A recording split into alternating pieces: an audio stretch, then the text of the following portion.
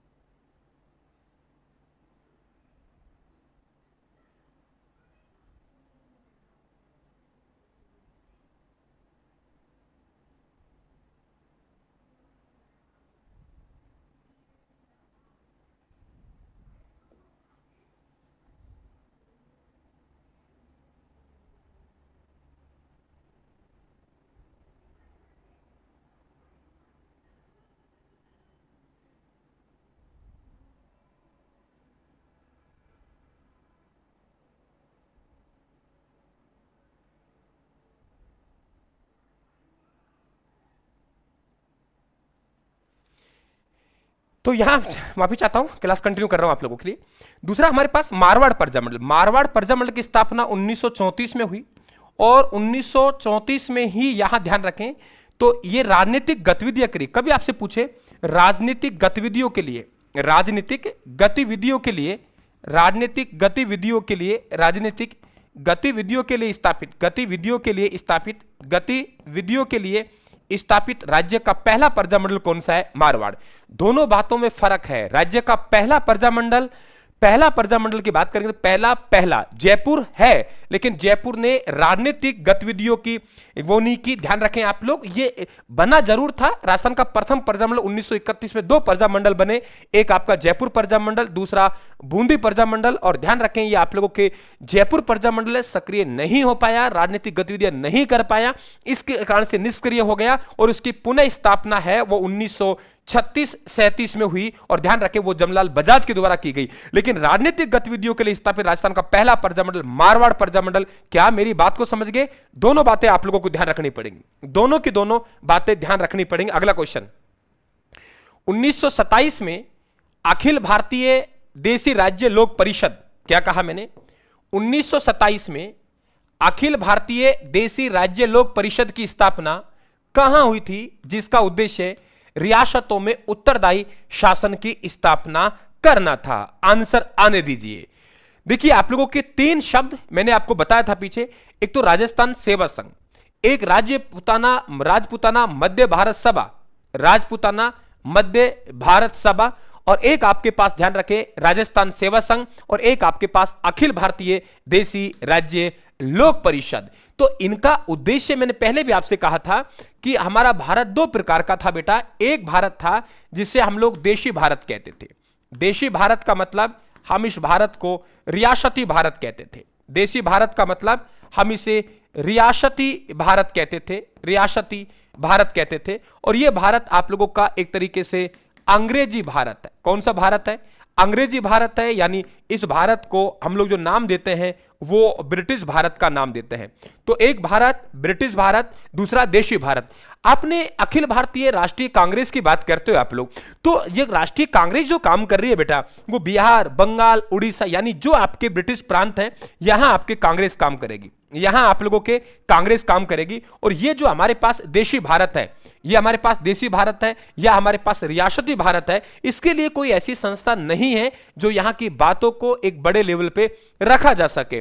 तो बड़ा लेवल पर रखा जा सके यहां पे कोई आप लोगों की, तो वो है अखिल भारतीय देशी राज्य लोक परिषद की स्थापना करना। और वेरी इंपॉर्टेंट, स्थापना कहां हुई? बॉम्बे में। समझ गए? जिस प्रकार से आपने अखिल भारतीय राष्ट्रीय कांग्रेस की बात करते हैं, वो राष्ट्रीय कांग्रेस अंग्रेजी भारत के लिए काम कर रही है, वो इस भारत के लिए काम नहीं कर रही। इस भारत पे काम करने के लिए एक संस्था की आवश्यकता है बेटा, और वो संस्था हमारी कौन सी बनेगी? वो बनेगी अखिल भारतीय देशी राज्य लोक परिषद। अच्छी तरीके से इसको आप लोग समझ लेना, ठीक है? जिस प्रकार से, हालांकि ज्यादा सक्रिय नहीं हो पाएगी।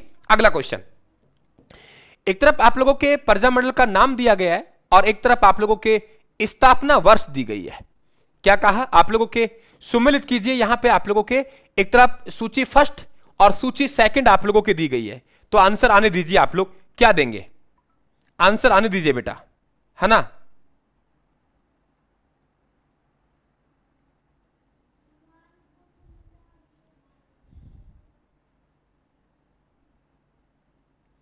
बताइए आप लोग क्या देंगे? तो यहां पे है सूची है फर्स्ट प्रजामंडल और सूची सेकंड स्थापना वर्ष। आप लोग आंसर आने दीजिए। देखिए, मारवाड़ प्रजामंडल, मारवाड़ प्रजामंडल 1934 में, बीकानेर प्रजामंडल 1936 में, मेवाड़ प्रजामंडल 1938 में और झालावाड़ प्रजामंडल 1946 में। मैं एक चीज फिर आप लोगों के लिए बहुत बेहतर तरीके से क्लियर करना चाहता हूं कि झालावाड़ प्रजामंडल का संस्थापक था मांगीलाल भव्य। बिल्कुल आप लोगों का बेटा 1 2 3 4 बनेगा, 1 2 3 4, 1 2 3 4, 1 2 3 4। तो वेरी इंपॉर्टेंट, यहां पे झालावाड़ प्रजामंडल है। झालावाड़ प्रजामंडल के संस्थापक है मांगीलाल भव्य। और मांगीलाल भव्य से आप लोगों के एक सवाल बनेगा, मांगीलाल भव्य, और मांगीलाल भव्य से एक सवाल बनेगा वेरी इंपॉर्टेंट, और वो ध्यान रखें आप लोग, वो मांगीलाल भव्य जिन्हें वेरी इंपॉर्टेंट ये ध्यान रखें, है ना, वो आप लोगों के 10 नंबरी, 10 नंबरी का मतलब होता है कि एक रजिस्टर होता है और उस रजिस्टर में जिसका नाम अंकित होता है अपराधियों का, उन्हें 10 नंबरी कहा जाता है। राम राम बेटा, उन्हें 10 नंबरी कहा जाता है। और ध्यान रखें आप लोग, झालावाड़ प्रजामंडल के संस्थापक हैं, उन्हें मांगीलाल भव्य, उन्हें 10 नंबरी के नाम से जाना जाता है। ये भी आप विशेषकर ध्यान रखेंगे। और ये पहले कह चुका हूं आप लोगों से, जोधपुर प्रजामंडल बेशक बाद में बना है 1934 में, लेकिन राजनीतिक गतिविधियों के लिए स्थापित राजस्थान का पहला प्रजामंडल कौन सा था? तो आप लोग कहेंगे मारवाड़ प्रजामंडल। राजनीतिक गतिविधियों के लिए स्थापित राजस्थान का पहला प्रजामंडल वो मारवाड़ प्रजामंडल था। और आपके एक बात और बताऊं आप लोगों को, वेरी इंपॉर्टेंट, ये राष्ट्रीय स्तर पर जाएगा मामला, तो एक द्वारिकानाथ काचरू है, द्वारिकानाथ काचरू है, द्वारिकानाथ काचरू है। और ये द्वारिकानाथ काचरू है, ध्यान रखें, ये जांच के लिए आया और पूछा कि मारवाड़ की स्थिति कैसी है। वेरी इंपॉर्टेंट, इनके द्वारा मारवाड़ की स्थिति को दम घोटू स्थिति बताई। नोट कर लें आप लोग, द्वारिकानाथ काचरू ने मारवाड़ की स्थिति को दम घोटू बताया, दम घोटू बताया, दम घोटू बताया, दम घोटू बताया, दम घोटू बताया। नोट कर ले मैं क्या कह रहा हूं कि किसने मारवाड़ की स्थिति को दम घोटू कहा था। तो आप लोग ध्यान रखेंगे, द्वारिकानाथ काचरू के द्वारा मारवाड़ की स्थिति है, मारवाड़ की स्थिति क्या कहा गया बेटा? दम घोटू कहा गया। नोट कर लें आप लोग, दम घोटू किसने कहा? द्वारनाथ काचरू ने। ये ध्यान रखें, राष्ट्रीय स्तर से आए थे और पूछा कि मारवाड़ की स्थिति कैसी है, तो यहां कहा गया कि मारवाड़ की स्थिति तो एक क्या है? दम घोटू है। अगला क्वेश्चन, कांग्रेस के किस अधिवेशन में पहली बार, ये देखिए, कांग्रेस के किस अधिवेशन में पहली बार देशी रियासतों के प्रजामंडलों को कांग्रेस का समर्थन देने और उन्हें अपना अंग बनाने की घोषणा की थी? कौन से अधिवेशन में? आंसर आने दीजिए बेटा। नमस्ते नमस्ते भाई, नमस्ते, सबको राम राम, है ना, सबको राम राम, नमस्ते बेटा, आ जाइए, आंसर देते चलिए आप लोग, आंसर आ जाइए। फिर रिपीट कर रहा हूं मैं, किसने मारवाड़ की स्थिति को एकदम गोटी स्थिति कहा था? द्वारकानाथ काचरू के द्वारा। और किस प्रजामंडल की स्थिति को दमगोटू कहा गया? मारवाड़ प्रजामंडल की। और मारवाड़ प्रजामंडल राजनीतिक गतिविधियां करने वाला राजस्थान का पहला प्रजामंडल मारवाड़ प्रजामंडल। और राजस्थान का स्थापित पहला प्रजामंडल, तो आप लोग कहेंगे राजस्थान का स्थापित पहला प्रजामंडल था, वो पहला प्रजामंडल ध्यान रखें आप लोग कौन सा था, तो वो हमारे पास में जयपुर था। तो आप लोगों के बिल्कुल हरिपुरा अधिवेशन 1938 वाला आप लोग कहेंगे, इस बात को ध्यान रखें। आगे फिर क्वेश्चन आएगा, बहुत बेहतर तरीके से हम इस टॉपिक को पूरा करेंगे। जेंटलमैन्स एग्रीमेंट 1942 किनके मध्य हुआ था? एक समझौता है जिसका नाम जेंटलमैन्स एग्रीमेंट है, जरा देखिए। जेंटलमैन्स एग्रीमेंट, जेंटलमैन्स एग्रीमेंट 1942 किनके मध्य हुआ था? बहुत बारीकी से समझेंगे। होता क्या है कि बेटा एक आंदोलन होता है जिसे भारत छोड़ो आंदोलन कहते हैं, और ये जो भारत छोड़ो आंदोलन है, भारत छोड़ो आंदोलन, इसमें भाग नहीं लेने के लिए, इसमें भाग नहीं लेने के लिए जयपुर सरकार के प्रधानमंत्री थे मिर्जा इस्माइल, और जयपुर प्रजामंडल के अध्यक्ष थे, ये तो हो गए जयपुर के प्रधानमंत्री, जयपुर के प्रधानमंत्री, जयपुर के प्रधानमंत्री, जयपुर के प्रधानमंत्री, जयपुर के प्रधानमंत्री मिर्जा इस्माइल। और यहां बात करें इरला शास्त्री, ये जयपुर प्रजामंडल के अध्यक्ष हैं, जयपुर प्रजामंडल। तो बेटा जयपुर प्रजामंडल के अध्यक्ष, जयपुर प्रजामंडल के अध्यक्ष, जयपुर प्रजामंडल का अध्यक्ष इरला शास्त्री, और जयपुर के प्रधानमंत्री मिर्जा इस्माइल, दोनों के मध्य 1942 में एक समझौता होता है सितंबर के महीने में, जिसे जेंटलमैन्स एग्रीमेंट समझौता कहते हैं, ठीक है। लेकिन आप लोग ये ध्यान रखें कि आपको ये मालूम होना चाहिए, तब ये समझौता हुआ तो कुछ लोग नाराज हुए, जैसे बाबा हरीशचंद्र, पहला नाम है बाबा हरीशचंद्र, नोट कर लें बहुत अच्छी तरीके से, बाबा हरीशचंद्र, बाबा हरीशचंद्र। बाबा हरीशचंद्र के पास राम की कृपा से यानी रामकरण, दौलत के भंडार थे यानी दौलत राम भंडारी, दौलत राम भंडारी, दौलत राम भंडारी, दौलत राम भंडारी, यानी बाबा हरीशचंद्र के पास, बाबा हरीशचंद्र के पास राम की कृपा से दौलत के भंडार थे, बाबा हरीशचंद्र के पास राम की कृपा से दौलत के भंडार थे। इन तीनों ने कहा कि आप जयपुर प्रजामंडल भाग, भारत छोड़ो आंदोलन भाग नहीं ले रहा, हम तो भाग लेंगे, हम तो आजाद हैं। और इनके द्वारा ध्यान रखना, बहुत अच्छा क्वेश्चन बनेगा, 1942 में आजाद मोर्चा का गठन किया गया, आजाद मोर्चा, तो आजाद मोर्चा का गठन किया गया, आजाद मोर्चा का गठन किया, वेरी इंपॉर्टेंट। तो बाबा हरिश्चंद्र ने राम की कृपा से दौलत के भंडार, बाबा हरिश्चंद्र के पास राम की कृपा से दौलत के भंडार थे, लिखिए आप लोग, लाइन लिखिए, बाबा हरिश्चंद्र के पास राम की कृपा से दौलत के भंडार थे, बाबा हरिश्चंद्र के पास राम की कृपा से दौलत के भंडार थे। तो इसका मतलब 3 लोग संस्थापक हो गए, और वो 3 लोग संस्थापक बाबा हरिश्चंद्र, है ना, रामकरण और दौलत राम भंडारी। इनको अच्छी तरीके से आप लोग देख लीजिए, बाबा हरिश्चंद्र, रामकरण और दौलत भंडार, है ना, ये ध्यान रखें आप लोग, है ना, क्लियर। बाबा हरिश्चंद्र, रामकरण जोशी और दौलत राम भंडारी। तो बाबा हरिश्चंद्र, रामकरण जोशी और दौलत राम भंडारी तीनों के तीनों हैं जो 1942 में आजाद मोर्चा का गठन करेंगे। ये इस बात से नाराज थे कि जेंटलमैन्स एग्रीमेंट समझौता जिसके तहत जयपुर प्रजामंडल ने भारत छोड़ो आंदोलन भाग नहीं लिया, इस बात को आप लोग ध्यान रखें। एक चीज और बता देता हूं मैं आप लोगों को, लगे हाथ, मालूम नहीं वो कैसा सवाल आप लोगों से पूछ लेगा। जब ये मेवाड़ के माणिक्यलाल वर्मा है, सवाल नोट करें आप लोग, मेवाड़ के माणिक्यलाल वर्मा, किताब में तो मैंने व्याख्या साथ में दे रखी है, माणिक्यलाल वर्मा, मेवाड़ के माणिक्यलाल वर्मा साहब हैं, इनके पास भी पहुंचे, यानी इनसे पूछा गया कि क्या मेवाड़ भारत छोड़ो आंदोलन भाग लेगा, मेवाड़ भारत छोड़ो आंदोलन में भाग लेगा, क्या मेवाड़ भारत छोड़ो आंदोलन में भाग लेगा, क्या मेवाड़ भारत छोड़ो आंदोलन में भाग लेगा, ऐसा इनसे पूछा गया। किनसे? माणिक्यलाल वर्मा से। तो माणिक्यलाल वर्मा का एक स्टेटमेंट आपसे परीक्षा में पूछा जा सकता है, क्या कहा? देखो भाई, बहुत बड़े अंदाज में कहा कि भाई मेवाड़ प्रजामंडल तो भाग लेगा। उसे कैसे कहा इन्होंने? अरे भाई, हर हर मेवाड़ तो हमेशा हर हर महादेव बोलता है, अब की बार भी बोलेगा। क्या कहा? अरे भाई मेवाड़ तो हर बार हर हर महादेव बोलता है, अब की बारी बोलेगा। क्या कहा? अरे भाई मेवाड़ तो हर बार हर हर महादेव बोलता है, अब की बारी बोलेगा। वेरी इंपॉर्टेंट किसका कथन है? मेवाड़ के माणिक्यलाल वर्मा का। और किस संदर्भ में है? भारत छोड़ो आंदोलन में भाग लेने के संदर्भ में है। क्या मेरी बात को समझ गए आप लोग? क्या मेरी बात को समझ गए? ये बहुत अच्छा फैक्ट बनेगा आप लोगों के लिए, बहुत गजब का, कि माणिक्यलाल वर्मा से पूछा गया कि आप भाग लेंगे? भाई जयपुर प्रजामंडल तो भाग नहीं ले रहा, जेंटलमैन से एग्रीमेंट समझौता कर दिया, लेकिन क्या हम भाग लेंगे? तो मेवाड़ के माणिक्यलाल वर्मा ने कहा हां। इन्होंने बहुत बहुत अच्छे शब्दों में कहा, वो अलग बात है, हमें याद करना पड़ रहा है। वो कहा मेवाड़ तो, अरे भाई मेवाड़ तो हर बार हर बार हर बार हर हर महादेव बोलता है, हर हर महादेव बोलता है, महादेव बोलता है। मेवाड़ तो हर बार हर हर महादेव बोलता है, अब की बार भी बोलेगा। अरे भाई मेवाड़ तो हर बार हर हर महादेव बोलता है, अब की बार भी बोलेगा। राम राम बेटा सभी को, शर्मा जी राम राम। समझ गए? आगे देखिए, बीकानेर प्रजामंडल की स्थापना 1936 में बीकानेर राज्य से बाहर कलकत्ता में हुई। बात तो बिल्कुल सही है, बात तो बिल्कुल सही है, बात तो बिल्कुल सही है कि बीकानेर प्रजामंडल की स्थापना 1936 में बीकानेर से राज्य से बाहर कलकत्ता में की गई थी। बिल्कुल बात सही है। बीकानेर महाराजा गंगा सिंह की दमनकारी नीतियों के कारण राज्य के भीतर राजनीतिक गतिविधियां करना असंभव था। यह बात भी सही है। तो ए और दो आप लोगों के दोनों सही है और एक की सही व्याख्या है। अब ये समझाऊंगा मैं आपको कि ये क्या कारण रहा है, जरा देखिए, बहुत मजा आएगा इस सवाल में। एक्चुअली में कभी आपने नाम सुना हो एक पत्रिका जिसका नाम है बीकानेर एक दिग्दर्शन।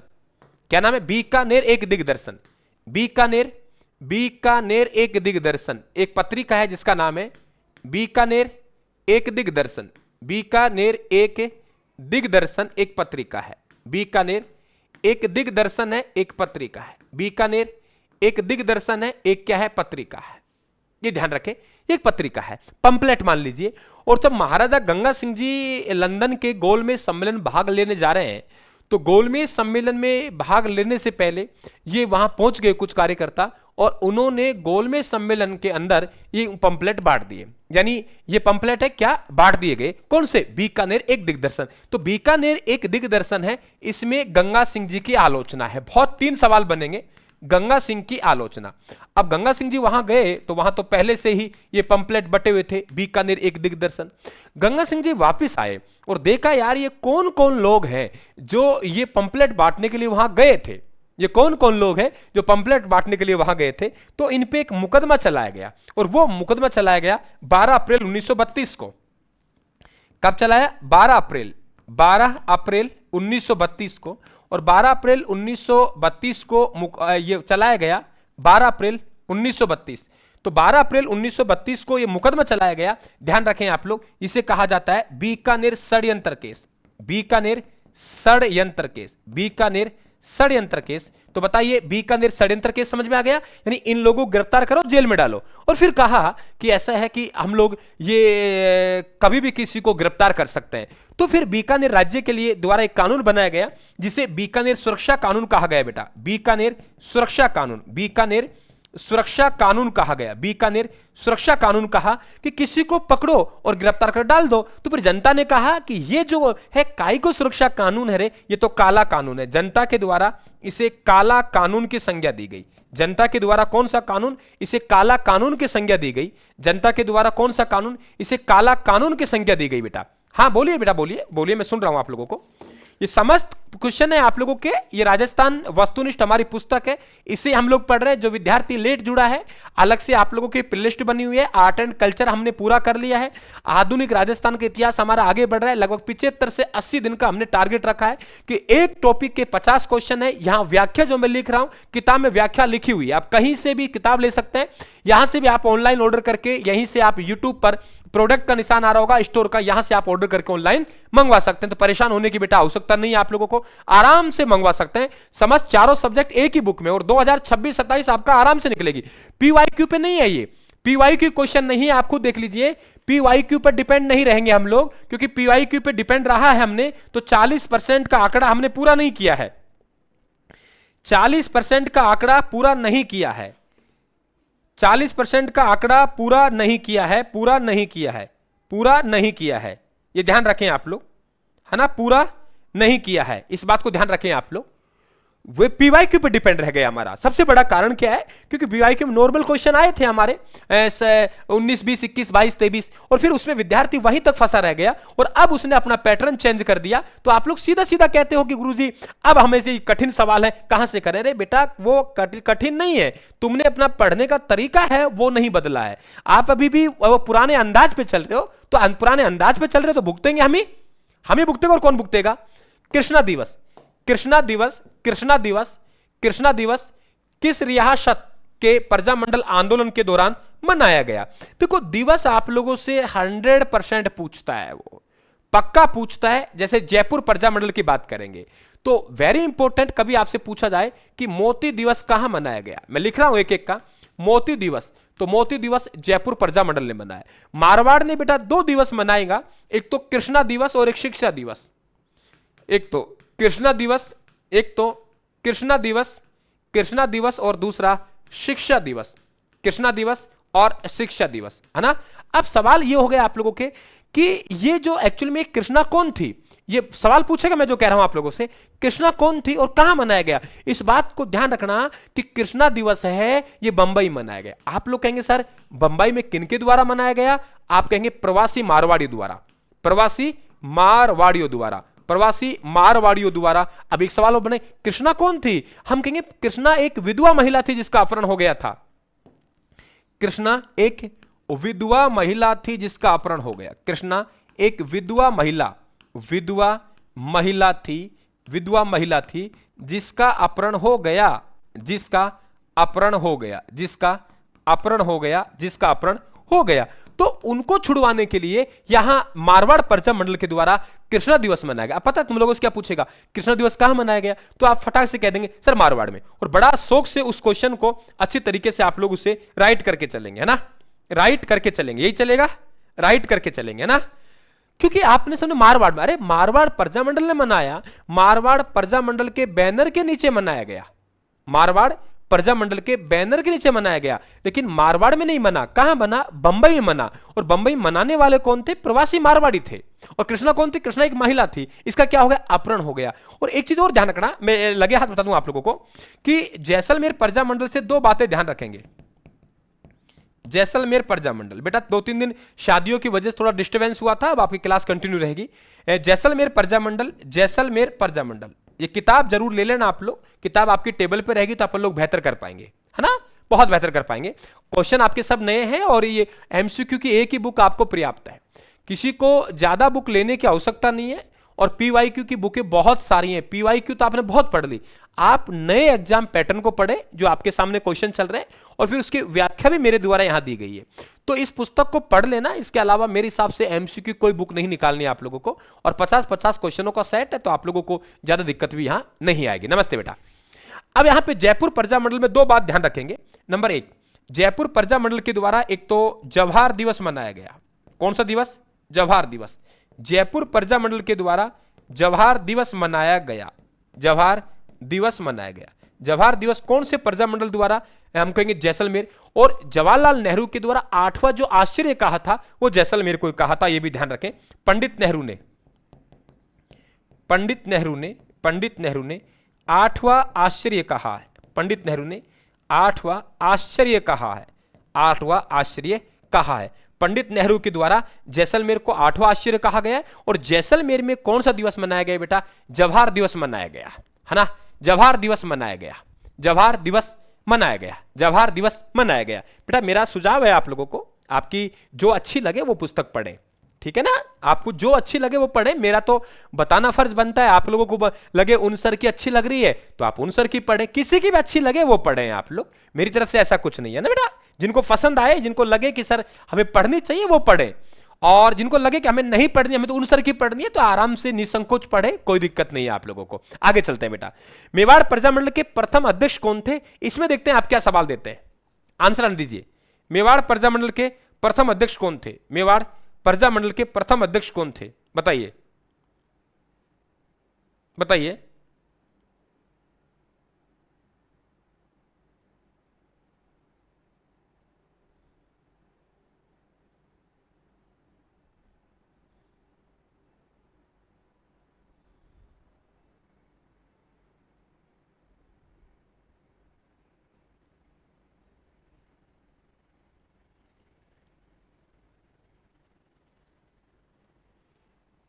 क्या आंसर देंगे बेटा?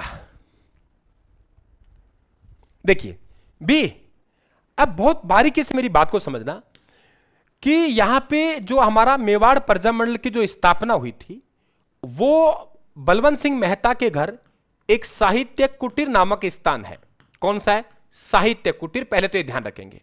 समय था बेटा अप्रैल 1938 को इसकी स्थापना हुई। अब दो बातें ध्यान रखेंगे, एक संस्थापक और एक जिसकी अध्यक्षता में हुई। अगर आप लोगों से पूछेंगे कि इस प्रजामंडल के संस्थापक कौन है, तो संस्थापक की बात करेंगे तो हम कह देंगे माणिक्यलाल वर्मा। माणिक्यलाल वर्मा है, ये इनके संस्थापक हैं। और ध्यान रखें जिसकी अध्यक्षता में इसका गठन हुआ वो व्यक्ति कौन है? बलवंत सिंह मेहता है। बारीकी से बात को समझें। और ये बलवंत सिंह मेहता साहब वही है बेटा जिन्होंने राजस्थान की ओर से संविधान पर पहले हस्ताक्षर किए थे। अगर राजस्थान की तरफ से आपसे संविधान पर पहले हस्ताक्षर की बात करेगा तो बलवंत सिंह मेहता, समझ गए? राजस्थान से प्रथम हस्ताक्षर, राजस्थान से संविधान पर प्रथम हस्ताक्षर, राजस्थान से संविधान पर प्रथम हस्ताक्षर, राजस्थान से संविधान पर प्रथम हस्ताक्षर किए। राजस्थान से संविधान पर प्रथम हस्ताक्षर किसने किए? तो आप लोग कह देंगे बलवंत सिंह मेहता के द्वारा किए गए। इस बात को जरूर ध्यान रखें। और बलवंत सिंह मेहता का घर था साहित्य कुटीर, वहां स्थापना हुई। तो संस्थापक माणिक्यलाल वर्मा है, लेकिन अगर अध्यक्षता की बात करेगा तो आप लोगों से बलवंत सिंह मेहता की बात करेगा। इस बात को बहुत गहराई से आप लोग समझ लीजिए, ठीक है? आगे चलते हैं। अगर संविधान पे पहले हस्ताक्षर पंडित जवाहरलाल नेहरू के, अंतिम हस्ताक्षर डॉक्टर राजेंद्र प्रसाद के, लेकिन राजस्थान की ओर से आपसे बात करेगा तो राजस्थान से जो है वो हस्ताक्षर, प्रथम हस्ताक्षर बलवंत सिंह मेहता के हैं। आगे देखिए, कांगड़ कांड का संबंध किस प्रजामंडल आंदोलन से है? जरा देखिए आप लोग। कांगड़ कांड का संबंध किस प्रजामंडल आंदोलन से है? बीकानेर से है, जैसलमेर से है, अलवर से है, करौली से है? आंसर आने दीजिए। मैं एक आपसे निवेदन करूंगा यहां पे कि एक नाम बहुत बार पूछा जाता है। एक तो आपके दो बातें, एक तो भोजी लंबरदार, माफी चाहूंगा, भोजी लंबरदार कि भोजी लंबरदार का संबंध किस रियासत से है? नंबर 1। फिर आपसे पूछेगा मास्टर भोलेनाथ का संबंध किस रियासत से है? किसका बेटा? मास्टर भोलेनाथ का संबंध किस रियासत से है? तो भोजी लंबरदार और मास्टर भोलेनाथ दोनों का संबंध कहां से है? एक बेटा आप लोगों के जो ग्रेड सेकंड में जो आप लोगों के इंडिया पॉलिटी जो लगती है ग्रेड फर्स्ट और सेकंड में, तो उनके आप लोगों के जो क्लास है कोशिश करेंगे कि लगभग एक सप्ताह बाद आप लोगों के इंडिया पॉलिटी वो सुबह मॉर्निंग में 8 बजे के आसपास क्लास शुरू करेंगे। तो उसकी भी आप लोगों के एमसीक्यू तैयार हो रही है, तो वो भी अपन लोग पढ़ लेंगे, तो आराम से आपका अच्छा रिविजन हो जाएगा। तो यहां पे भोजी लंबरदार पक्का सवाल बनेगा। भोजी लंबरदार का संबंध भरतपुर से है और मास्टर भोलेनाथ का संबंध अलवर से है। और यहां पे कांगड़ किसान आंदोलन मैंने बताया आप लोगों को, कांगड़ की कह दो, दूधुआ खारा कह दो, 3 बात आती है यहां पे लग। एक तो कांगड़ है, दूसरा दूधुआ खारा, कांगड़ है, दूधुआ खारा, और तीसरा है हमारा उदरासर। कौन सा है? उदरासर। हमारे पास 3 नाम है, कांगड़ कांड, ईरा, हमारे पास दूधुआ खारा और उदरासर।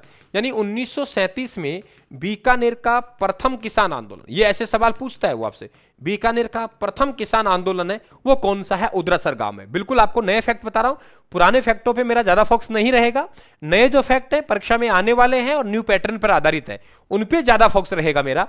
तो यहां पे आपसे 3, कांगड़ किसान आंदोलन का, आपसे दूधुआ खारा किसान आंदोलन का, उदरासर का, ये सब बीकानेर का है। और कभी पूछा जाए आप लोगों से कि बीकानेर का पहला किसान आंदोलन कब हुआ, तो आप लोग कहेंगे बीकानेर का पहला किसान आंदोलन का उदय 1937 में हुआ। क्या कहा मैंने?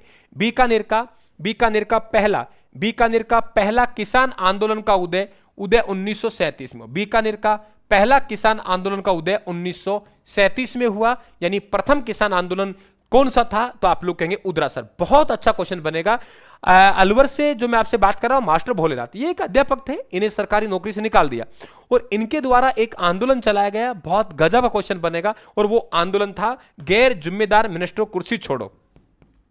आंदोलन था बेटा गैर जिम्मेदार मिनिस्टरों कुर्सी छोड़ो, गैर जिम्मेदार मिनिस्टरों कुर्सी छोड़ो नामक जो आंदोलन है वो आंदोलन किसका था? मास्टर भोलेनाथ का था। बहुत अच्छा सवाल बनेगा। हाँ बिल्कुल 1937 में। और आप चौधरी साहब ये भी कह सकते हो आप लोग कि बीकानेर में पहला किसान आंदोलन का उदय 1937 में हुआ। बीकानेर का पहला किसान आंदोलन का उदय 1937 में हुआ। आगे देखेंगे, किस प्रजामंडल से अलग होकर बाबा हरिश्चंद्र और उनके साथियों ने आजाद मोर्चा का गठन किया था? आपको याद है?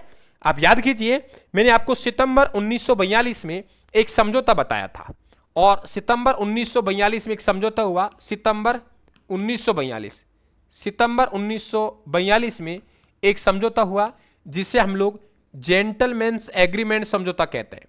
जेंटलमैन्स एग्रीमेंट समझौता। तो जेंटलमैन्स एग्रीमेंट जो समझौता है, जेंटलमैन्स एग्रीमेंट जो समझौता है, वो समझौता सितंबर 1942 में हुआ।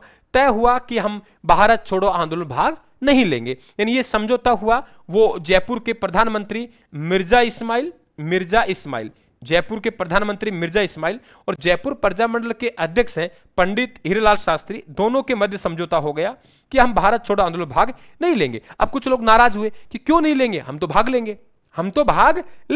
तो फिर यहां पे 3 लोग आए, तीनों का नाम याद रखना आप लोग। बाबा हरिश्चंद्र के कृपा से बाबा हरिश्चंद्र के पास राम की कृपा से दौलत के भंडार थे, इसीलिए वो आजाद थे। बाबा हरिश्चंद्र के पास राम की कृपा से दौलत के भंडार थे, इसीलिए वो आजाद थे। बोलिए, बाबा हरिश्चंद्र के पास राम की कृपा से दौलत के भंडार थे, इसीलिए आजाद थे।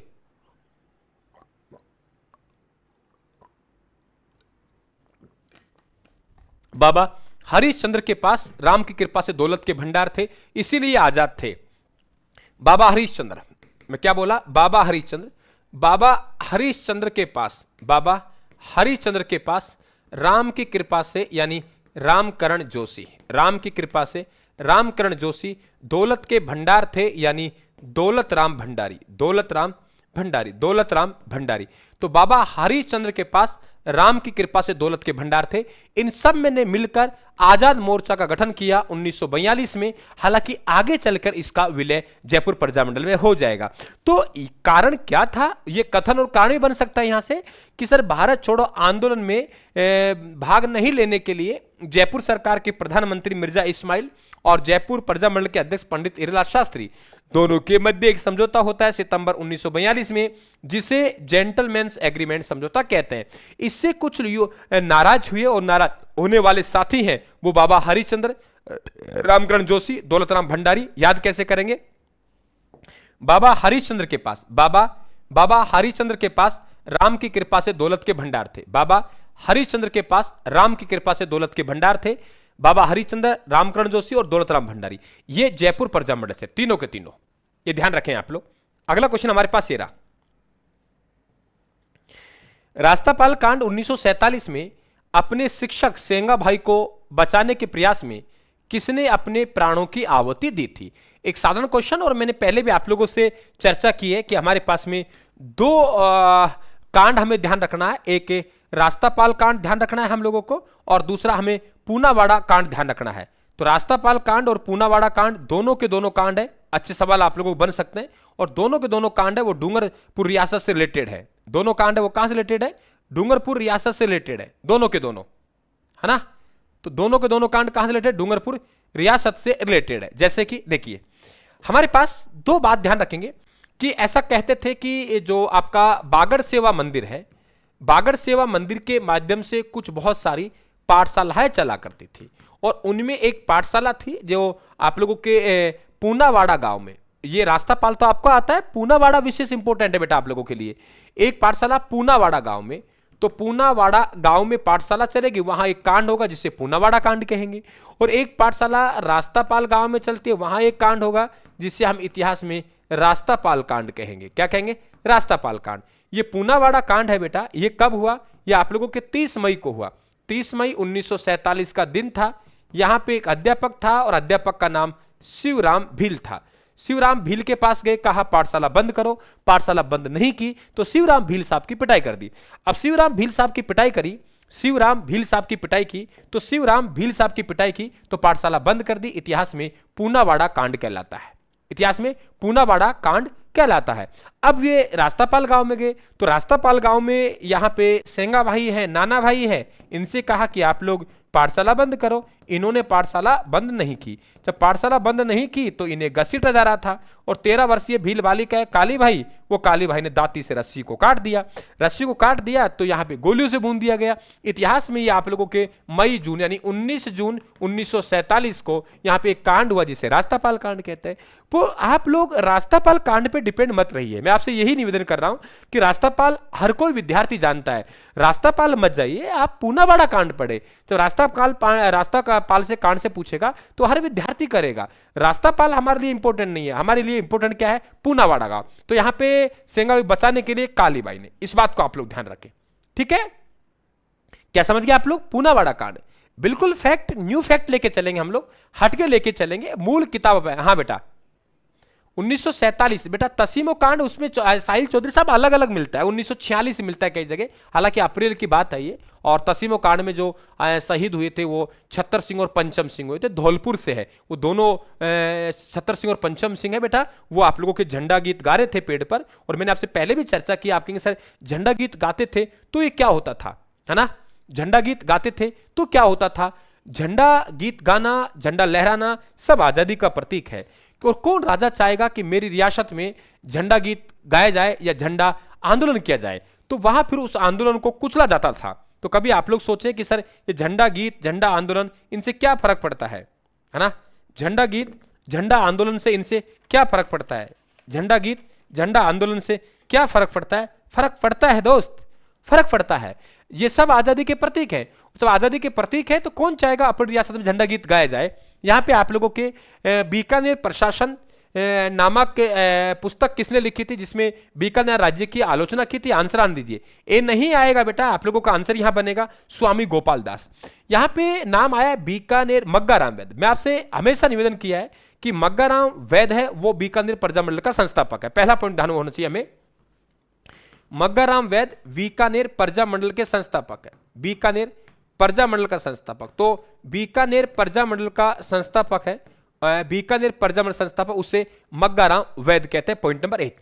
और मग्गाराम वैद, यहीं से कभी आपसे पूछा जाए कि खेतूबाई का संबंध किससे है ना? ये ध्यान रखना, खेतूबाई, खेतूबाई का संबंध बीकानेर से। इसी तरीके से आपसे पूछेगा सीता देवी, सीता देवी का संबंध कहां से? अलवर से। मैंने आपको किसान आंदोलन पढ़ाए थे तब मैंने चर्चा की थी। ये सीता देवी वही है बेटा जो सीता देवी ये कह रही थी कि हम किसी भी हालात में ठिकानेदार को कर नहीं देंगे, ठिकानेदार को लगान नहीं देंगे। कुछ भी स्थिति आ जाए लेकिन हम ठिकानेदार को लगान नहीं देंगे, ठिकानेदार को हम लोग कर नहीं देंगे। तो कर और लगान नहीं देंगे, कर और लगान नहीं देंगे तो वेरी इंपॉर्टेंट वो आपके खेतूबाई, खेतूबाई आपके बीकानेर से हो गई, सीता देवी आप लोगों के अलवर से हो गई। इस बात को आप लोग ध्यान रखेंगे तो ये सवाल आप लोगों को बन सकता है। अगला क्वेश्चन आपके सामने, जयपुर प्रजा मंडल में सक्रिय भूमिका निभाने वाली महिला ने नेत्री कौन थी? अब देखो यहां सवाल अलग तरीके से पूछा है। मैं आपसे चर्चा कर रहा था और मैं चर्चा इसीलिए कर रहा था कि इस प्रकार के सवाल हमें अक्सर परीक्षाओं में देखे जाते हैं, अक्सर परीक्षाओं में हमें ऐसे सवाल मिल जाते हैं, इसीलिए मैं आपसे ये सवाल पूछ रहा था, है ना? ये ध्यान रखें आप लोग।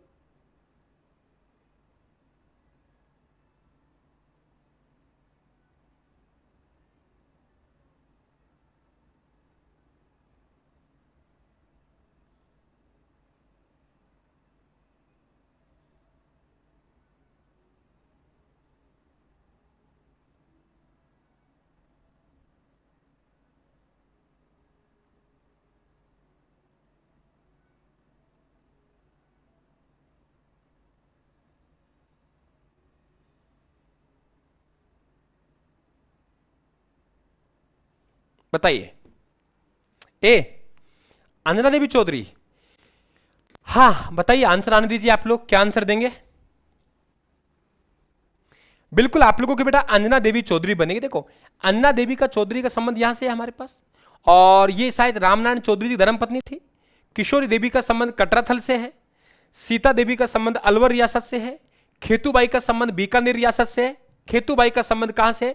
बीकानेर रियासत से। खेतूबाई का संबंध कहां से? बीकानेर रियासत से। और सीता देवी का मैं आपसे फिर कह रहा हूं एक चीज को कि आपसे एक पंक्तियां ऊपर लिखेगा और लिखेगा वो कि हम किसी भी हालात में ठिकानेदार को कर नहीं देंगे, हम किसी भी हालात में ठिकानेदार को लगान नहीं देंगे। उक्त कथन किसका है? तो आप लोग कहेंगे सीता देवी का। इस चीज को अच्छी तरीके से नोट कर लें आप लोग कि हम किसी भी हालात में ठिकानेदार को कर नहीं देंगे, हम किसी भी हालात में लगान नहीं देंगे। यह कथन किसका है? तो अलवर की, हम लोग कहेंगे सीता देवी का है। इस बात को आप लोग ध्यान रखेंगे।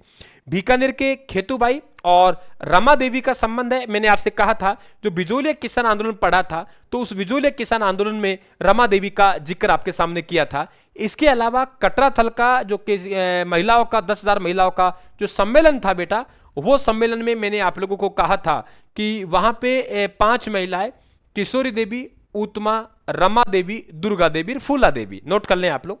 किशोरी देवी, उत्तमा देवी, रमा देवी, फूला देवी, किशोरी, उत्तमा, रमा, किशोरी, उत्तमा, रमा, किशोरी, उत्तमा, रमा, किशोरी, उत्तमा, रमा, है ना, किशोरी, उत्तमा और रमा, किशोरी, उत्तमा और रमा, नाम ध्यान रखें, किशोरी, उत्तमा, रमा। तो किशोरी ने कहा उत्तमा से, रमा फूल चढ़ाओ दुर्गा के, याद कीजिए, किशोरी ने कहा उत्तमा से, रमा फूल चढ़ाओ दुर्गा के। 5 महिलाएं आपको मालूम होनी चाहिए। बेटा एक टाइम का क्लास का चेंज करें क्या आप लोग? इस क्लास को थोड़ा जल्दी लेके आए क्या? एक बार मैसेज करें आप लोग। इस क्लास को 9 या 9:45 या 8:30 एक बार मैसेज करें। आपको क्या सुविधाजनक रहेगी? आपको क्या सुविधाजनक रहेगी अगर इस क्लास को अपन लोग पहले लेके आते हैं? तो आप एक बार सब मैसेज डाल दें, है ना। हमारे पास जोधपुर के महाराजा ने प्रशासनिक सुधारों पर सुझाव देने के लिए किसकी अध्यक्षता में एक आयोग का गठन किया था? प्रशासनिक, क्या कहा गया है कि आप लोगों के टाइमिंग बता दीजिए मुझे, 9 बजे या 9 से पहले टाइमिंग डालिए। टाइमिंग लिखे आप सब विद्यार्थी, टाइमिंग लिखे। तो S.A.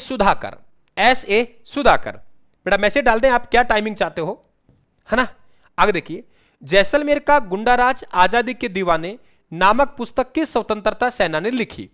आजादी के दीवाने, जैसलमेर में गुंडाराज, आजादी के दीवाने, 8 बजे नहीं बेटा, 9 बजे के आसपास करें अपन, 8:30 9। एक बार सब विद्यार्थी मैसेज डालें आप लोग, एक बार सबके सब मैसेज डालें आप लोग की टाइमिंग आप लोगों के इससे पहले की जाए तो क्या टाइमिंग? 8:30 आप लोगों के एक बार बेटा मैसेज डालें जो सबको सूटेबल हो। मैं देख लूंगा कि 9:30 बजे 9:15 कहीं लेट तो नहीं हो गया अपन क्लास को। 8:30 9 बजे, 9 बजे और आने दीजिए बेटा मैसेज आने दीजिए आप लोग। 9 बजे, 8:30 9 बजे, ठीक है। अपन इसे 9 बजे शुरू करेंगे, ओके ठीक है। तो जैसलमेर का गुंडाराज और आजादी का दीवाना, ये 3 पुस्तक, आपको 3 पुस्तक ध्यान रखेंगे। सागरमल गोपा ने कहा, ठीक है। 9 बजे रख लेते हैं अपन लोग, ठीक है बेटा।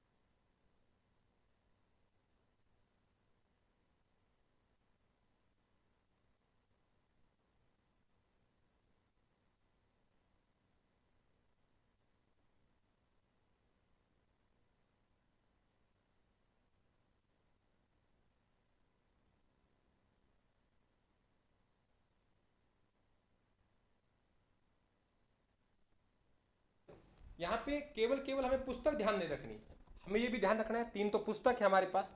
नंबर 1 आजादी के दीवाने, नंबर 2 जैसलमेर गुंडाराज, और तीसरा रघुनाथ सिंह का मुकदमा। 3 बातें हो गई हमारे पास। आगे बेटा आवाज आ गई, ठीक है आ गई। आप लोगों के आजादी का दीवाना, जैसलमेर में गुंडाराज और रघुनाथ सिंह का मुकदमा, ये 3 पुस्तकें। इनके अतिरिक्त मैं फिर आपसे निवेदन करूंगा कि सागरमल गोपा द्वारा महेश्वरी नवयुग मंडल और सर्वहितकारणी वाचनालय की स्थापना की गई। और ये वही है जिन्हें मिट्टी का तेल छिड़क के जिंदा जलाया गया बेटा। मिट्टी का तेल छिड़क के जिन्हें जिंदा जलाया गया और जिनकी जांच के लिए गोपाल स्वरूप पाठक कमेटी का गठन किया गया। याद कीजिए, किस रियासत के प्रजामंडल ने 1942 के भारत छोड़ो आंदोलन के दौरान, जरा सुनिए, किस रियासत, क्या कहा मैंने, किस रियासत के प्रजामंडल ने 1942 के भारत छोड़ो आंदोलन के दौरान नारा दिया, राजाओं अंग्रेजों का साथ छोड़ो। एक तो ध्यान रखना मास्टर भोलेनाथ का, गैर जिम्मेदार मिनिस्टरों कुर्सी छोड़ो, गैर जिम्मेदार मिनिस्टरों कुर्सी छोड़ो। क्या कहा मैंने, गैर जिम्मेदार मिनिस्टरों कुर्सी छोड़ो, गैर जिम्मेदार मिनिस्टरों, गैर जिम्मेदार मिनिस्टरों कुर्सी छोड़ो, गैर जिम्मेदार मिनिस्टरों कुर्सी छोड़ो। तो गैर जिम्मेदार मिनिस्टरों कुर्सी छोड़ो नामक जो आंदोलन चलाया गया वो मास्टर भोलेनाथ के नेतृत्व में अलवर में चलाया गया। गैर जिम्मेदार मिनिस्टरों कुर्सी छोड़ो वो आंदोलन मास्टर भोलेनाथ के नेतृत्व में, मास्टर भोलेनाथ के नेतृत्व में कहां चलाया गया, तो हम लोग कहेंगे अलवर में। इस बात को ध्यान रखें। और राजाओं अंग्रेजों का साथ छोड़ो कहां तक पकड़ के रहेंगे आप लोग, तो आप लोगों के बिल्कुल आंसर आप लोगों का मेवाड़ आ रहा है, मेवाड़ प्रजामंडल का। और ध्यान रखें गैर जिम्मेदार मिनिस्टरों कुर्सी छोड़ो ये मास्टर भोलेनाथ के नेतृत्व में अलवर रियासत में चलाया गया एक आंदोलन था बेटा। आगे देखिए, हाड़ौती कोटा प्रजामंडल की स्थापना 1934 का श्रेय किसे जाता है, जो बाद में कोटा प्रजामंडल के मुख्य कर्णधार बने। यानी हाड़ौती प्रजामंडल के नाम से प्रयास जरूर किया गया था बनाने का, लेकिन वो सफल नहीं हुआ और फिर बाद में इसे कोटा प्रजामंडल के नाम से बनाया गया। तो आप लोग आंसर आने दीजिए, बाद में किसके नाम से, तो कोटा प्रजामंडल के नाम से इसे बाद में बनाया गया है ना, कोटा प्रजामंडल नाम से बनाया गया। तो आप लोग यहाँ पे पंडित नेहरूराम शर्मा, अभिन्न हरि, आप लोगों के मास्टर शंभू दयाल और तनसुख लाल मित्तल। तो यहाँ पे वेरी इंपॉर्टेंट आप लोग कहेंगे हाड़ौती कोटा प्रजामंडल स्थापना 1934 का श्रेय किसे जाता है, जो बाद में कोटा प्रजामंडल के प्रमुख कर्णधार बने। तो मेरे हिसाब से यहाँ कोई दिक्कत नहीं, पंडित नेहरूराम शर्मा। और इतना भी ध्यान रखेंगे कि इन्हें हाड़ौती में जन जागृति का जनक कहा जाता है, ये भी नोट कर ले बेटा। हाड़ौती में जन जागृति का जनक, हाड़ौती में जन जागृति का जनक किसे कहा जाता है, हाड़ौती में जन जागृति का जनक। तो हाड़ौती में जन जागृति का जनक पूछा जाए तो पंडित नेहरूराम शर्मा को ही कहा जाता है, हाड़ौती में जन जागृति के जगह। ठीक है, आगे देखिए कि किस रियासत के प्रजामंडल की स्थापना राज्य से बाहर रेवाड़ी यानी हरियाणा में की गई थी। सवाल सुनिए आराम से, किस रियासत के प्रजामंडल की स्थापना राज्य से बाहर रेवाड़ी में की गई। देखो हम बात करें आप लोगों के वेरी इंपॉर्टेंट यहां पे बीकानेर प्रजामंडल, तो देखो बीकानेर प्रजामंडल की स्थापना कलकत्ता में हुई, इस बात को ध्यान रखेंगे। कहां हुई, कलकत्ता में। भरतपुर प्रजामंडल की स्थापना रेवाड़ी में हुई है ना। और सिरोही प्रजामंडल की प्रारंभिक स्थापना 1934 में कुछ नव उत्साही युवक थे, उसमें वृद्धि शंकर शर्मा आदि थे। तो 1934 में हम लोग कहेंगे नव युवकों के द्वारा कहां की गई, बंबई में की गई। कहां की गई, बंबई में की गई। तो 1934 में ध्यान रखें सिरोही प्रजामंडल की स्थापना कहां की गई, बंबई में की गई, वेरी इंपॉर्टेंट।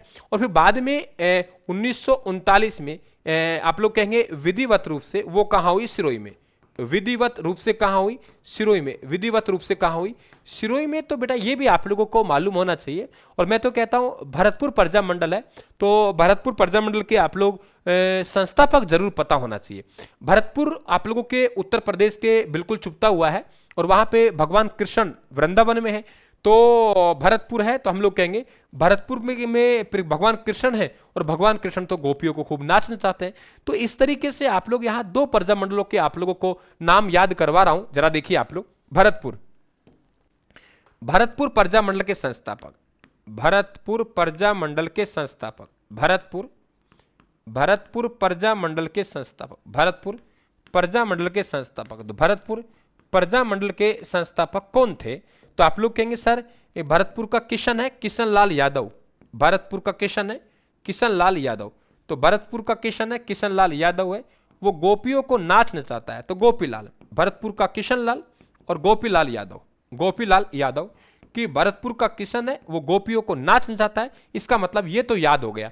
अब भरतपुर के पास में तुम्हें मालूम है धौलपुर है, तो यहीं धौलपुर को याद कर लो। जब भगवान भरतपुर का किशन है वो तो गोपियों को नाच नचाता है, तो धौलपुर थोड़ा पड़ोस में है, तो धौलपुर के दिल में ज्वाला लगेगी। तो देखो क्या लिखेंगे हम लोग, धौलपुर प्रजामंडल, धौलपुर प्रजामंडल, धौलपुर प्रजामंडल, धौलपुर प्रजामंडल, धौलपुर प्रजामंडल, धौलपुर प्रजामंडल। और धौलपुर प्रजामंडल में 3 नाम याद रखेंगे। जब भरतपुर का किशन गोपियों को नाच नचाता है तो देखकर धौलपुर के झोरी के दिल में ज्वाला लगती है। भाई भरतपुर किशन है वो तो गोपियों को नाच नचा रहा है, जब भरतपुर का किशन है वो गोपियों को नाच नचाएगा तो देखकर धौलपुर के झोरी के दिल में ज्वाला लगती है। तो धौलपुर प्रजामंडल के संस्थापक हैं वो देखिए आप लोग, झोरी लाल इंदु, झोरी के दिल में ज्वाला लगती है, झोरी लाल इंदु, झोरी लाल इंदु। और दूसरा नाम आता है ज्वाला प्रसाद जिज्ञासु, ज्वाला प्रसाद जिज्ञासु। जब ये बात हुई तो यहां भी भगवान कृष्ण आके बैठ गए, तो एक नाम और जोड़ दीजिए, कृष्ण दत्त पालीवाल, कृष्ण दत्त पालीवाल। अब बताओ कोई दिक्कत आप किसी विद्यार्थी को याद करने में? अरे तरीका होना चाहिए, पढ़ने का जज्बा होना चाहिए। भगवान बहुत सहायता करेगा, मालिक बहुत सहयोग करेगा। अगर अच्छे लक्ष्य लेके चलेंगे तो अच्छी मंजिल आप लोगों को पक्की मिलेगी। और अगर हमारी गिनती बहानेबाज विद्यार्थियों में आ रही है तो फिर लास्ट में बहाना आपके पास है ही कि सर आरपीएससी ने कठिन पेपर पूछ दिया, आरएसएसबी ने कठिन पेपर पूछ लिया। ऐसे सवाल थोड़ी आते हैं, बहुत कठिन पेपर और फिर राजस्थान कहेगा देखिए हमारे पूरे क्वेश्चन ये रहा। हमेशा से कहता है राजस्थान, एक एक प्रमाण देता है, क्योंकि वो पता है उनको, हमें पता है कि कहां से किस तरीके से सवाल बनेगा और कैसे उन सवालों को याद करवाया जाता है। यहां पे एक टाइम पास सीरीज नहीं है, मैं आप सबको अवगत करवा दूं। कोई विद्यार्थी ये सोच रहा हो कि एक टाइम पास नहीं है, इन क्वेश्चनों पे बड़ी मेहनत की जाती है, इन क्वेश्चनों के पीछे पूरी प्लानिंग होती है, इन क्वेश्चनों के पीछे वर्षों की मेहनत होती है। ये किताब आज जो विद्यार्थियों के पास है, आप इन विद्यार्थियों से पूछ के जरूर देखें इस किताब को। और वाकई अगर किसी के पास हो तो आप बताएं भाई बहनों को, बहुत मेहनत के साथ, बहुत बड़ा तपस्या के साथ मैंने किताब लिखी है। इस किताब में क्वेश्चन बनाने में मुझे बहुत दम लगा, बहुत ताकत लगा, लेकिन मेरा अनुभव था 15 साल का, तो उस अनुभव का मैंने पूरा लाभ उठाया। और पूरा लाभ उठाने के बाद फिर मैंने सोचा कि मेरे विद्यार्थियों को मैं कैसे किताब लिखूं। और आज इसके क्वेश्चन आपके सामने हैं, व्याख्या मैंने साथ में क्वेश्चन नीचे कोष्टक में दे दी गई है। और प्रत्येक क्वेश्चन के 50-50, प्रत्येक अध्याय के 50-50 क्वेश्चन तैयार किए। और 50 क्वेश्चनों में मैंने संपूर्ण मैटर को कवर करने का प्रयास किया है, ताकि विद्यार्थी अच्छी तरीके से पढ़े। तो उसे पता है कि आज मैं किसान आंदोलन पढ़ रहा हूं, आज मैं जनजातीय पढ़ रहा हूं, आज मैं नदियां पढ़ रहा हूं, तो पूरा टॉपिक उसके माइंड सेट होना चाहिए, पूरा टॉपिक का रिवीजन होना चाहिए। ऐसा नहीं कोई क्वेश्चन बार बार, आप देखो किसी भी क्वेश्चन को यहां आपको रिपीट देखने को नहीं मिल रहा। तो आप सबका बस आप लोग मेहनत करते जाइए, निश्चित तौर से हम लोग अच्छा आप लोगों के वो है परमात्मा साथ देगा। और मेरे से जितना बनेगा, मैं आपसे फिर कह रहा हूं, मेरे से इतना बनेगा वो आपका हमेशा मैं साथ देता है, हमेशा मैं साथ रहूंगा, चिंता करने की आप लोगों को आवश्यकता नहीं है। तो यहां पे वेरी इंपॉर्टेंट आप लोगों के लिए, किस प्रजामंडल के स्थापना राज्य से बाहर रेवाड़ी हरियाणा में की गई, तो आप लोग कहेंगे वो प्रजामंडल हमारा भरतपुर है। इधर मैंने आपको यहां पे याद करवाया है कि भरतपुर का किशन तो गोपियों को नाच नचाता है, तो इसका मतलब भरतपुर प्रजामंडल के संस्थापक हैं, ये ध्यान रखें आप लोग। तो यहां पे किशन लाल यादव और गोपीलाल। फिर आप धौलपुर प्रजामंडल है, तो धौलपुर पास में ही है। जब भरतपुर का किशन है वो गोपियों को नाच नचाता है, तो देखकर धौलपुर के झोरी के दिल में ज्वाला लगती है, तो वहां भी कृष्ण आ गया। धौलपुर के झोरी के दिल में ज्वाला लगती है, तो वहां भी कृष्ण आ गया। धौलपुर के झोरी के दिल में ज्वाला लगती है, तो वहां भी कृष्ण आ गया। धौलपुर के झोरी के दिल में ज्वाला लगती है, तो वहां भी कृष्ण आ गया, है ना। ये ध्यान रखें आप लोग। अगला क्वेश्चन हमारे पास ये रहा, राजस्थान का वह प्रथम रियासत कौन सी थी जिसने अपने यहां उत्तरदायी शासन की स्थापना सबसे पहले की? जरा देखिए आप लोग क्या कहा गया है कि राजस्थान की प्रथम रियासत, राजस्थान की पहली यानी राजस्थान की वह प्रथम रियासत कौन सी थी जिसने अपने यहां उत्तरदायी शासन की स्थापना की? देखो प्रजामंडल आंदोलन कर रहे हैं, तो प्रजामंडल आंदोलन का उद्देश्य क्या है? उत्तरदायी शासन की स्थापना करना ही है, जनतांत्रिक शासन की स्थापना करना है। तो राज्य में सबसे पहले अगर कहीं उत्तरदायी शासन की स्थापना की गई तो बिल्कुल शाहपुरा के राजा के द्वारा की गई। कहां के राजा? शाहपुरा के राजा। समय था बेटा आजादी से एक दिन पहले 14 अगस्त 1947, 14 अगस्त 1947 को शाहपुरा के राजा थे और उन राजा का नाम था सुदर्शन सिंह। राजा का नाम क्या था? सुदर्शन सिंह। तो सुदर्शन सिंह द्वारा स्थापना की गई, सुदर्शन सिंह द्वारा स्थापना की गई। स्थापना की गई। यानी शाहपुरा के राजा सुदर्शन सिंह ने पहले राजा थे, पहली रियासत थी जिन्होंने यहाँ पे उत्तरदायी शासन की स्थापना की। और वो शाहपुरा, ना केवल शाहपुरा ध्यान रखना है आप लोगों को, शाहपुरा के राजा भी ध्यान रखना है। और शाहपुरा के राजा का नाम क्या है? सुदर्शन सिंह है। शाहपुरा के राजा का नाम क्या है? सुदर्शन सिंह है। वागड़ के गांधी भोगीलाल पंड्या ने 1944 में किस प्रजामंडल की स्थापना की थी? आराम से सवाल समझ में आएगा, कोई दिक्कत नहीं है आप लोगों के लिए। वागड़ के गांधी भोगीलाल पंड्या ने 1944 में किस प्रजामंडल की स्थापना की? देखो, बास तो भूमि पर उगते हैं, तो बांसवाड़ा प्रजामंडल के संस्थापक हो गए भूपेंद्र नाथ त्रिवेदी। भूपेंद्र नाथ त्रिवेदी, यानी बास तो भूमि पर उगते हैं। क्या कहा मैंने? बास तो भूमि पर उगते हैं, यानी भूपेंद्र नाथ त्रिवेदी, है ना। बास तो भूमि पर उगते हैं। डूंगरपुर प्रजामंडल के आप सब जानते हैं भोगीलाल पंड्या। भोगीलाल पंड्या, तो भोगीलाल पंड्या डूंगरपुर के हो गए। प्रतापगढ़ ने चुन्नी उड़ा के अमृत पिलाया। प्रतापगढ़ ने चुन्नी उड़ा के अमृत पिलाया, यानी यहां पे चुन्नीलाल, चुन्नी उड़ा के अमृत पिलाया, चुन्नीलाल और अमृतलाल, चुन्नीलाल और अमृतपाल। सिरोही प्रजामंडल के संस्थापक है गोकुल भाई भट्ट।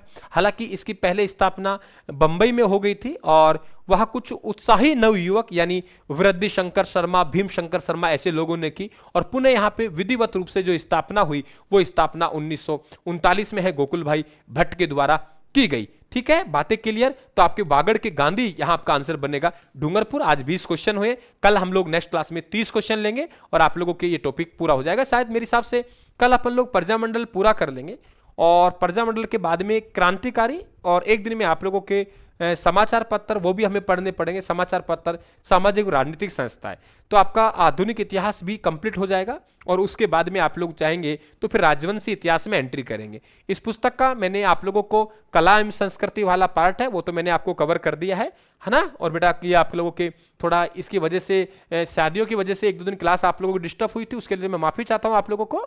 तो और इसका आर्ट एंड कल्चर, जो भाई बहन लास्ट में जुड़े हैं तो आर्ट एंड कल्चर हम इस पुस्तक का पढ़ चुके हैं। हमारा लगभग 75 से 80 दिन का टारगेट रहेगा पूरा। और एक मैराथन के रूप में भी आप लोग बीच बीच में क्लासें मिलेंगे ताकि मैराथन में हम 3 से 4 टॉपिक एक दिन में पढ़ सकें। और फिर आपका कोई सुझाव हो तो जरूर आप सबको आमंत्रित है। और मैंने ये कसम खा रखी है कि मैं आप लोग मेरे पास आएंगे तो आप लोगों का पूरा जो टाइम है वो आप लोगों को पूरा हक आप लोगों का लेके जाएंगे। 1 घंटा मेरे पास आए तो 1 घंटे में 2 मिनट तो हो सकता है कि मैं आपके खराब कर दूं, लेकिन 58 मिनट आप लोग सब विद्यार्थी पढ़ के जाएंगे। आप उपस्थित हो, 9 बजे एग्जैक्ट आप क्लास में आए, मैं भी 9 बजे आऊंगा और 9 बजे हम लोग कंटिन्यू इस क्लास को करेंगे। ठीक है, और आपका कोई सुझाव हो तो मुझे अवगत करवाएं। और ये पीडीएफ भी आप लोगों को उपलब्ध है, आप पीडीएफ के लिए भी आप जा सकते हैं। बाकी मस्त रहिए आप लोग और टेंशन करने की आपको आवश्यकता नहीं है। पूरा हम लोग मूल किताबों पर आधारित अध्ययन लेके चलेंगे। और दूसरी कि जो चीजें हम लोग कह रहे हैं वो करेंगे बिना किसी बकवास के, बिना किसी आपके समय खराब करने के। और इंडिया पॉलिटी उनकी क्लास की आवश्यकता वो भी मैं जल्दी शुरू कर दूंगा। थोड़ा परीक्षा और नजदीक, फिर मैं करंट अफेयर्स भी आप लोगों को राजस्थान वाला करवा दूंगा। तो चिंता करने की आप लोगों को आवश्यकता नहीं है। आप सभी को थैंक यू। आप मेरी तरफ से आप सभी को शुभ रात्रि, धन्यवाद।